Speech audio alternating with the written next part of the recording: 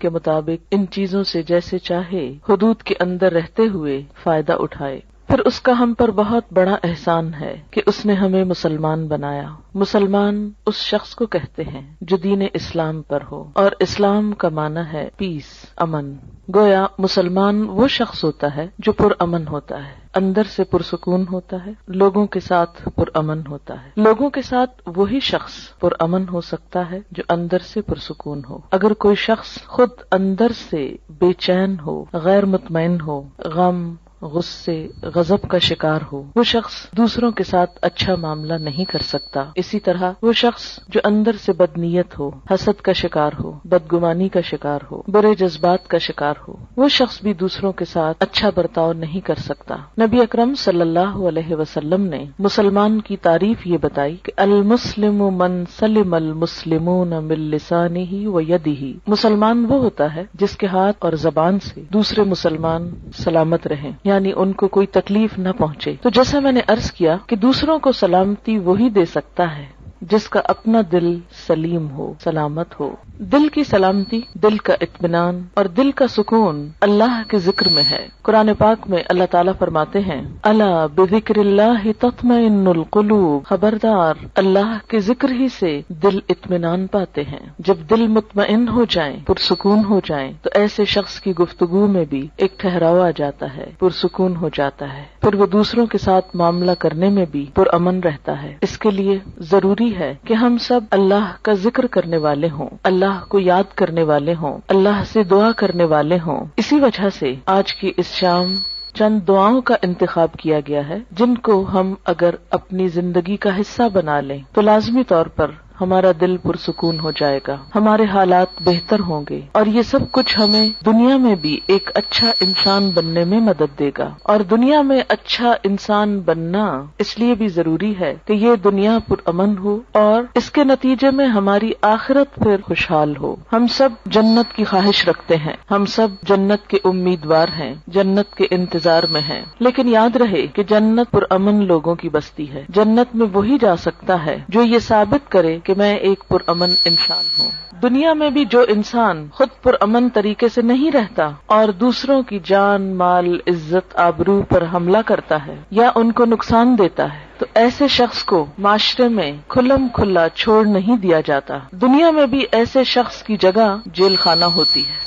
ایسے لوگ جو معاشرے کا سکون برباد کریں، معاشرے میں بے چینی پیدا کرنے کا سبب ہوں، ان کو دنیا میں بھی پکڑ کر قید کر دیا جاتا ہے، اور اگر وہ دنیا کی قید سے بچ بھی جائیں، ان کا کوئی جرم ثابت نہ ہو سکے اور دنیا میں کوئی سزا نہ پا سکیں، تو آخرت میں ایسے لوگوں کے لیے پھر یقینی طور پر جیل خانہ ہے۔ اللہ کے جیل خانے کا نام جہنم ہے۔ وہ کون سی چیزیں ہیں جو انسان کو جہنم میں لے جاتی ہیں؟ ان میں انسان کی بری نیت سب سے پہلے آتی ہے۔ اگر کوئی شخص خانہ کعبہ کا طواف بھی کر رہا ہو لیکن اس کی نیت اللہ کو خوش کرنا نہیں، لوگوں کے سامنے اپنی نیکی کا پرچار کرنا ہے، تو اس کی وہ نیکی جعل سازی شمار ہوگی، قابل قبول نہ ہوگی۔ اسی طرح دوسری چیز جو انسان کو اللہ تعالیٰ کی نظر میں گراتی ہے وہ زبان کا غلط استعمال ہے۔ جھوٹ، چغلی، غیبت، دوسرے کو تانا دینا، یہ تمام چیزیں انسان کو اللہ تعالیٰ کی نظر میں گرا دیتی ہیں۔ یہاں تک حدیث میں آتا ہے کہ بسا اوقات انسان باقی زندگی میں کچھ اچھے ہی کام کرتا ہے لیکن اپنی زبان سے بعض اوقات ایسا کلمہ نکالتا ہے، ایسی بات نکالتا ہے کہ اس ایک بات کی وجہ سے وہ جہنم کی گہرائیوں میں جا پہنچتا ہے۔ ازواج مطہرات میں سے ایک نے دوسری کے قد کے بارے میں کچھ اظہار خیال کیا کہ فلاں تو ٹھنگنی ہے، ٹھنگنی کہتے ہیں جس کا قد چھوٹا ہو۔ آپ صلی اللہ علیہ وسلم نے یہ لفظ سن لیا، آپ نے فرمایا تم نے اتنی سخت بات کی ہے کہ اگر اسے سمندر میں بھی ملا دیا جائے تو اس کا پانی بھی کڑوا ہو جائے۔ لیکن ہمارے عام طور پر ماحول میں اس قسم کے تبصرے کسی کے ناک پہ، کسی کے جسم پہ، کسی کے قد پہ، کسی کے رنگ پہ، کسی کی چال پہ، کسی کی لباس پہ کس قدر عام ہے، اور کبھی ہم نے منہ سے ایسے غلط لفظ نکالتے ہوئے سوچا بھی نہیں کہ ہم کوئی بری بات کر رہے ہیں۔ ہم کہتے ہیں تو کیا ہوا، وہ ایسے نہیں ہے، میں کوئی جھوٹ کہہ رہا ہوں، اور یہ کہہ کر اپنے آپ کو مطمئن کر لیتے ہیں اور پھر رواں تبصرے شروع کر دیتے ہیں۔ عام طور پر گفتگو کا موضوع لوگ ہوتے ہیں اور لوگوں کے ظاہر پر، حالت پر شکل و صورت پر زیادہ تبصرے ہوتے ہیں۔ ان تمام اخلاقی برائیوں سے بچنے کے لیے ضروری ہے کہ انسان اللہ تعالیٰ سے مدد مانگے، اللہ تعالیٰ سے مدد لے۔ قرآن پاک میں اللہ تعالیٰ فرماتے ہیں کسی بھی مشکل سے نجات پانے کا جو ذریعہ ہے وہ ہے وَاسْتَعِینُوا بِالصَّبْرِ وَالصَّلَاةِ، مدد مانگو صبر کے ساتھ اور نماز کے ساتھ۔ نماز اللہ کے ذکر کا بہترین طریقہ ہے، اللہ کو یاد کرنے کا۔ نماز ایک دعا بھی ہے، لیکن نماز کے علاوہ یا نماز کے بعد بھی اللہ کو یاد کرنا اہل ایمان کا طریقہ ہوتا ہے۔ دعا ایک عبادت ہے، نہ صرف یہ کہ عبادت ہے بلکہ عبادت کا بھی نچوڑ ہے، عبادت کا بھی اعلیٰ ترین حصہ ہے۔ حدیث پاک میں آتا ہے کہ جو اللہ سے دعا نہیں مانگتا اللہ تعالیٰ اس سے ناراض ہو جاتا ہے۔ بعض اوقات ہم یہ سمجھتے ہیں کہ اللہ کو تو پتہ ہی ہے ہم کو کیا چاہیے اور وہ تو ویسے بھی دے سکتا ہے، ہمیں مانگنے کی کیا ضرورت نہیں۔ آپ صلی اللہ علیہ وسلم نے فرمایا جو لوگوں سے مانگتا ہے لوگ اس سے ناراض ہوتے ہیں، اور جو اللہ سے نہیں مانگتا تو اللہ تعالیٰ اس سے ناراض ہوتا ہے۔ تو ہمیں لوگوں کی طرف توقع رکھنے اور ان سے مانگنے کی بجائے اللہ کی طرف رجوع کرنا چاہیے۔ دعا انسان کی بندگی، عاجزی اور اس کی عبادت کا ایک ذریعہ ہے، ایک طریقہ ہے۔ اللہ تعالیٰ اس بات کو ناپسند کرتے ہیں کہ کوئی بندہ اس کے آگے ہاتھ پھیلائے اور پھر وہ ان ہاتھوں کو خالی لوٹا دے، کیونکہ وہ کائنات کا بادشاہ ہے۔ لیکن عموماً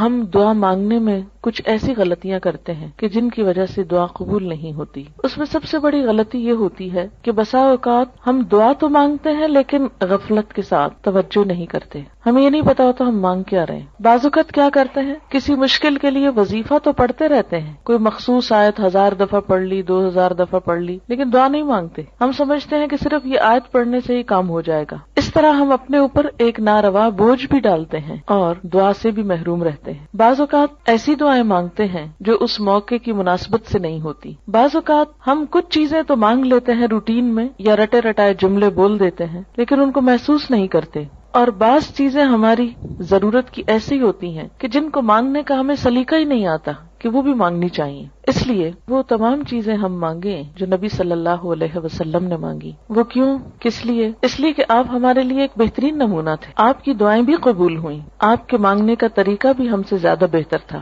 اور آپ نے وہ تمام چیزیں مانگی جو مانگنی چاہیے اور جو ہمیں بھی اپنی زندگی میں مانگنی چاہیے۔ یہ زندگی ہمیں ایک دفعہ ملی ہے، اس زندگی کو ضائع ہونے سے بچا لینا چاہیے، دوسرا چانس نہیں ہے۔ اگر آج ہم نے اپنے وقت اور اپنی زندگی کی قدر نہ کی اور کچھ چیزوں سے محروم رہ کر دنیا سے چلے گئے تو یہ محرومیاں مستقل ہو سکتی ہیں۔